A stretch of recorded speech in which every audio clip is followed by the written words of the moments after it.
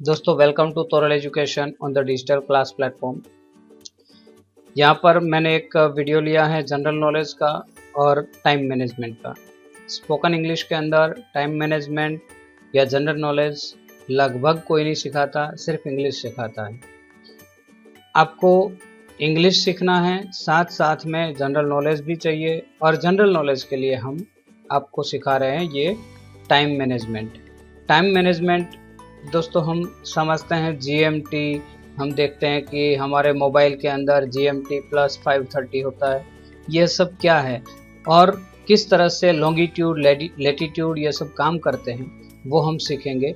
और यहाँ पर लॉन्गिट्यूड लेटीट्यूड क्या है, अक्षांश रेखांश क्या है, जो आप भूगोल में सीख गए, ज्योग्राफी में आप सीख लिया है, फिर भी यहाँ पर मैं आपको सिखाने जा रहा हूँ लॉन्गिट्यूड लेटीट्यूड और सब कुछ।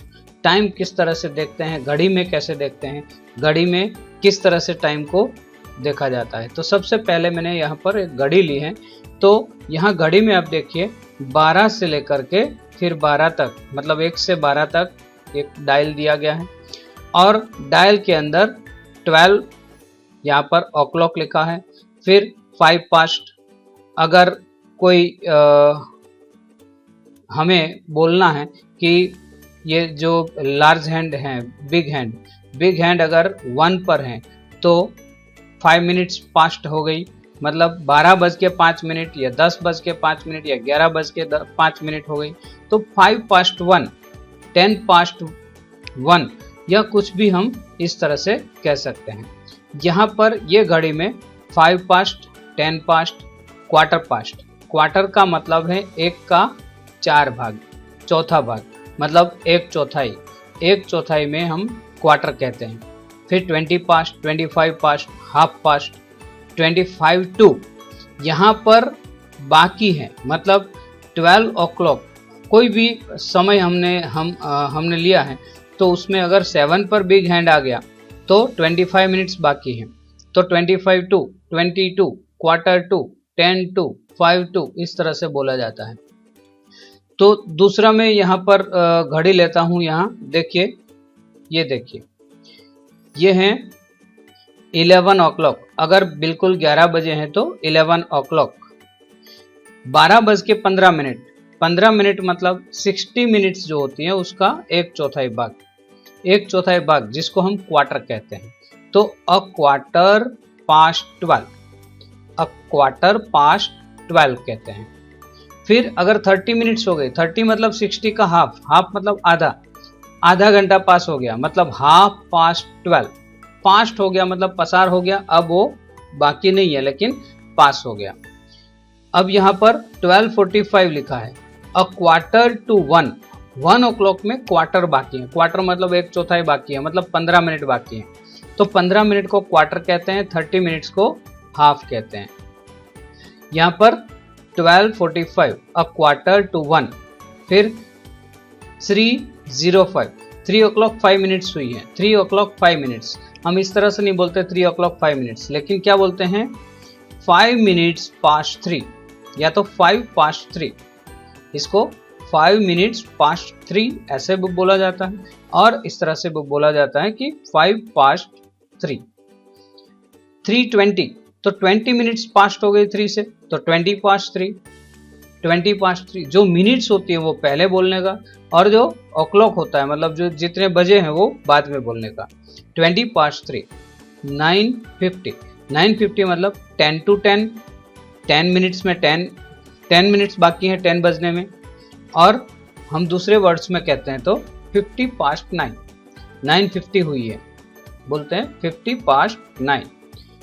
दूसरा है 8:40, 8:40 मतलब 20 to 9, 9 में 20 मिनट्स बाकी है, या तो हम इस तरह से बोलते हैं 40 past 8। 7:25 तो 25 past 7, 25 past 7। 4:55 तो 5 to 5, 5 मिनट्स बाकी है 5 बजने में, 5 मिनट्स ओनली 5। तो हम बोलते हैं कि 55 past 4 और 5 to 5, 5 to 5 मतलब 5 मिनट्स बाकी हैं। फिर एकदम 12 बजे, दोपहर के 12 बजे हैं तो 12 नून, और रात के 12 बजे हैं तो 12 मिडनाइट। 12 midnight, midnight. हम एएम और पीएम लिखते हैं। एएम पीएम क्या है? तो एएम है एंटी मेरिडियन। मेरिडियन मैं आपको अभी सिखाऊंगा, नेक्स्ट स्लाइड जो होती है उसमें, नेक्स्ट स्लाइड आएगी अभी। एंटी मेरिडियन 12:01 रात को वहां से लेकर के 11:59 मॉर्निंग को, मतलब नून में जो होता है 11:59, तब तक हम एएम कहते हैं। पीएम 12:01 दोपहर को, फिर रात को 11:59 रात को। तो यहां पर पास्ट मेरिडियन और पोस्ट मेरिडियन कहते हैं। पीएम, एएम पीएम हमें मालूम हो गया। तो एएम पीएम मालूम हो गया, लेकिन बराबर दोपहर के 12 बजे हैं तो 12 नून, और रात के 12 बजे हैं तो 12 मिडनाइट। इस तरह से घड़ी में देखते हैं। दोस्तों घड़ी में देखना आपको आ गया होगा। आप घड़ी लेकर के उसमें ध्यान से देखिएगा। कोई भी आदमी, कोई भी इंसान अगर आपको टाइम पूछे तो आपको इंग्लिश में जवाब देना है, जितने भी बजे हैं। जैसे कि 25 मिनट्स पास्ट 4, तो 4:25 बोल ले। 4:25 नहीं बोलना है तो 25 पास्ट 4, 25 पास्ट 4। अगर हम नहीं बोलेंगे, सामने वाला कोई बोलेगा तो भी हम समझ जाएंगे। इस तरह से हमें बोलना चाहिए। और नेक्स्ट स्लाइड है मेरिडियन की, मैंने अभी बताया था। तो ये अर्थ का ग्लोब है, ग्लोब जिसको अर्थ का गोला कहते हैं, पृथ्वी का गोला। पृथ्वी के गोले के अंदर ये मेरिडियन और लैटिट्यूड्स दिए गए हैं। ये जो है बीच वाला बराबर लाइन, तो बीच का लाइन है जिसको हम इक्वेटर कहते हैं। इक्वेटर, इक्वेटर विषुववृत्त जिसको कहते हैं, जो 0 डिग्री नॉर्थ और 0 डिग्री साउथ कहा जाता है। इक्वेटर अर्थ को 2 भाग में डिवाइड करता है, northern hemisphere and southern hemisphere. Northern hemisphere equator के ऊपर वाला पार्ट, और साउदर्न हेमिस्फीयर इक्वेटर के नीचे वाला भाग। हमारा जो भारत है वो यहाँ आप देख सकते हैं, एशिया के अंदर ये वाला भारत है, जो मेरा एरो घूम रहा है वो भारत है। भारत हमारा नॉर्दर्न हेमिस्फीयर में है। और इसी तरह से प्राइम मेरिडियन जो है, ये जो स्टैंडिंग लाइन है, ये स्टैंडिंग लाइन आपको दिखती है, वो है प्राइम मेरिडियन। वो अर्थ को 2 भाग में डिवाइड करता है। और किस तरह से डिवाइड करता है? वो ईस्टर्न हेमिस्फीयर और वेस्टर्न हेमिस्फीयर। तो यहां से ये है वेस्टर्न हेमिस्फीयर और ये भाग ईस्टर्न हेमिस्फीयर है। ये भाग जो मेरा एरो घूम रहा है वो ईस्टर्न हेमिस्फीयर, और ये भाग जो मेरा एरो अभी घूम रहा है वो वेस्टर्न हेमिस्फीयर।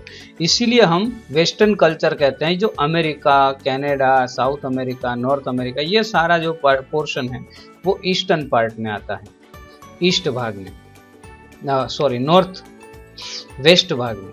और ये वाला हमारा भारत, मतलब एशिया, मिडल ईस्ट, यूरोप, थोड़ा पार्ट यूरोप का, अफ्रीका और ऑस्ट्रेलिया, ये सारा हमारा जो पार्ट है वो ईस्टर्न हेमिस्फीयर में है। ये वेस्टर्न हेमिस्फीयर, ये ईस्टर्न हेमिस्फीयर। ऊपर वाला नॉर्दर्न हेमिस्फीयर, नीचे वाला साउदर्न हेमिस्फीयर। तो 4 हेमिस्फीयर आपको समझ में आ गया होगा। अब मैं आपको बताता हूं कि इक्वेटर के अलावा दूसरी भी लाइनें हैं। ऊपर जाते हैं तो ट्रॉपिक ऑफ कैंसर कहते हैं इसको, कर्क वृत्त, ट्रॉपिक ऑफ कैंसर। ये वाली लाइन जो है ट्रॉपिक ऑफ कैंसर है। 23.5 degree north latitude, that is tropic of cancer. 23.5 degree northern latitude. फिर 66.5 डिग्री नॉर्दर्न लैटिट्यूड, जिसको आर्कटिक सर्कल कहते हैं, आर्कटिक सर्कल। अब नीचे जाएंगे तो इक्वेटर के नीचे बराबर 23.5 डिग्री साउदर्न लैटिट्यूड, जिसको हम ट्रॉपिक ऑफ कैप्रिकॉर्न कहते हैं, ट्रॉपिक ऑफ कैप्रिकॉर्न। और इसके नीचे 66.5 डिग्री लैटिट्यूड है, जिसको हम एंटार्क्टिक सर्कल कहते हैं। तो इस तरह से पृथ्वी के 4 भाग बनते हैं, और 4 भाग में ये पृथ्वी को डिवाइड किया है। उसके अंदर हमारा इंडिया जो है ये ईस्टर्न हेमिस्फीयर में है और नॉर्दर्न हेमिस्फीयर में है। मतलब ये जो क्वार्टर पार्ट हैं, जो मेरा एरो अभी घूम रहा है वो क्वार्टर पार्ट के अंदर भारत है, ये क्वार्टर पार्ट में ये भारत। तो हम नॉर्दर्न हेमिस्फीयर में हैं, ये ऑस्ट्रेलिया साउदर्न हेमिस्फीयर में है। अफ्रीका ये नॉर्दर्न और साउदर्न दोनों में आ गया है अफ्रीका। ओके, अब हम नेक्स्ट स्लाइड में जाएंगे। नेक्स्ट स्लाइड आपको दिखाती है हेमिस्फेरिकल पार्ट। और अर्थ जो रोटेट होती है, पृथ्वी जब रोटेट होती है, ये घूमती है, वो भी हमारा टाइम और डेट चेंज करती है। टाइम और डेट, यहाँ पर जो आपको जिगजैग लाइन दिख रही है, ये लाइन ये इंटरनेशनल डेट लाइन है। इंटरनेशनल डेट लाइन, ये डेट लाइन में से अगर आप इधर जाते हैं इधर, तो ये साइड में एक दिन पीछे चलता है और ये साइड एक दिन आगे चलता है। एक दिन आगे, हम आगे चलते हैं, हम ईस्टर्न में हैं, ये लोग वेस्टर्न में हैं, मतलब पीछे चलते हैं, क्योंकि हमारे वहाँ दिन पहले निकलता है, इन लोग के वहाँ दिन बाद में निकलता है। तो कितना आगे है कितना पीछे है वो हम नेक्स्ट स्लाइड में देखेंगे। ये cross the line from west to east and day is subtracted. Subtracted मतलब माइनस हो जाता है, एक दिन पीछे चला जाता है। ये लाइन अगर क्रॉस करेंगे इस तरफ से, तो cross the line from east to the west and a day is added, एक डे ऐड हो जाता है। हमारे यहाँ earth rotates 360 degree in 24 hours. एक 24 घंटे के अंदर पृथ्वी पूरा एक गोला पूरा कर लेती है, एक राउंड पूरा कर लेती है। तो 360 डिवाइड बाय 24 करेंगे, 360 भागा 24, तो 15 डिग्री। एक घंटे में 15 डिग्री घूमता है वो। लॉन्गिट्यूड, लॉन्गिट्यूड मतलब वो बी जो लाइन है, मतलब जो खड़ी लाइनें हैं, वो जो जिसको हम कहते हैं लॉन्गिट्यूड और मेरिडियंस। मेरिडियंस और लॉन्गिट्यूड्स, जो आपको ये नजर लेटी हुई लाइनें दिखाई देती है, इसको लैटिट्यूड कहते हैं। ये लॉन्गिट्यूड, ये लैटिट्यूड। ऊपर से नीचे जाओ लॉन्गिट्यूड, और वेस्ट टू ईस्ट मतलब पूर्व से पश्चिम तक वो लैटिट्यूड। तो इस तरह से लॉन्गिट्यूड और लैटिट्यूड आपको दिखता है। 15 आवर्स 15 डिग्री एक आवर में जाता है वो। नेक्स्ट यहाँ पर इंटरनेशनल डेट लाइन है, जिसको IDL कहते हैं। IDL international date line. ये जो आपको डिग्रीज दिख रही है वो लैटिट्यूड की डिग्रीज है। ये इक्वेटर है, इक्वेटर से ऊपर वाला पार्ट नॉर्दर्न पार्ट, इसलिए यहाँ पर N N N लिखा है। 20 degree N, 40 degree N, 60 degree N, यहाँ 20 डिग्री साउथ, 40 डिग्री साउथ और 60 डिग्री साउथ। ये 180 डिग्री मेरिडियन है। ओके, ये पृथ्वी का पूरा जो पार्ट है, इसमें ये नॉर्थ पोल है और ये साउथ पोल है। नीचे वाला साउथ पोल, ऊपर वाला north pole. Northern pole and southern pole. Northern pole में और साउदर्न पोल में बर्फ जमी रहती है, जो आपको मालूम है। अर्थ रोटेट किस तरफ होती है, तो earth rotates from west to east. West to east earth का रोटेशन इस एरो के मुताबिक होता है। यहाँ पर अगर संडे है तो यहाँ पर इधर जाएंगे तो सैटरडे हो जाएगा। लेकिन पृथ्वी घूम रही है, तो ये लोग हमारे पीछे हैं। ये जो दिखता है आपको, ये ईस्टर्न लॉन्गिट्यूड और ये वेस्टर्न लॉन्गिट्यूड है। ईस्टर्न और western longitude international date line में। आपको नेक्स्ट स्लाइड में दिखाऊं तो ये GMT है। GMT Greenwich mean time.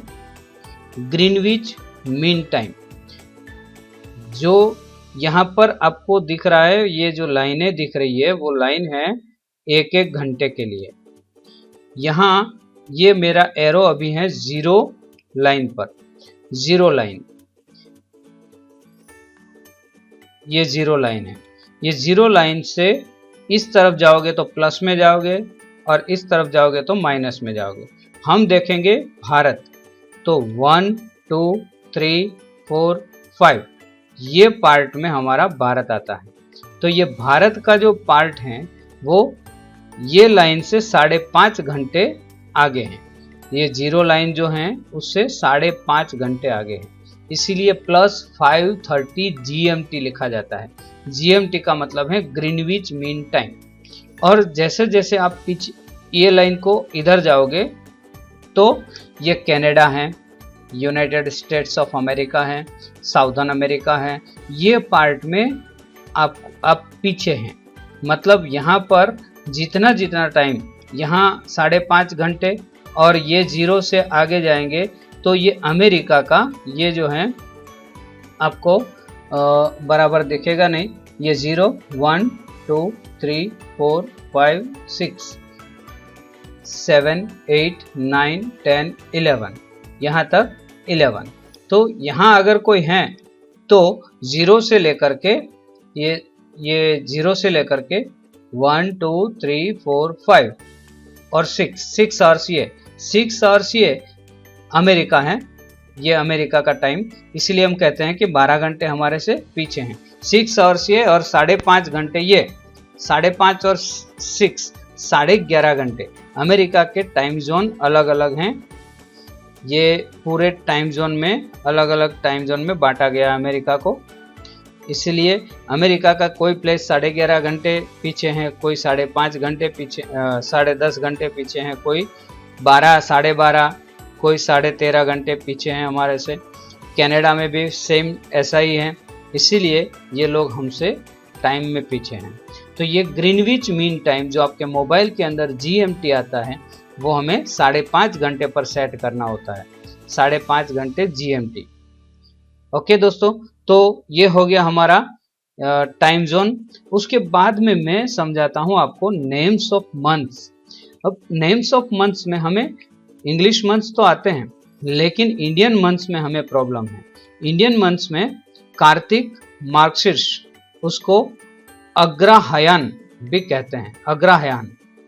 Kartik, मार्गशीर्ष, पौष, मघा, फाल्गुन, चैत्र, वैशाख, ज्येष्ठ, आषाढ़, श्रावण, भाद्रपद, अश्विन, इस तरह से 12 महीने हैं और ये 12 महीने हमें आना चाहिए। और इंग्लिश में इस तरह से बोला जाता है कार्तिक, मार्गशीर्ष, पौष, मघा, फाल्गुन, चैत्र, वैशाख, ज्येष्ठ, आषाढ़, श्रावण, भाद्रपद, अश्विन।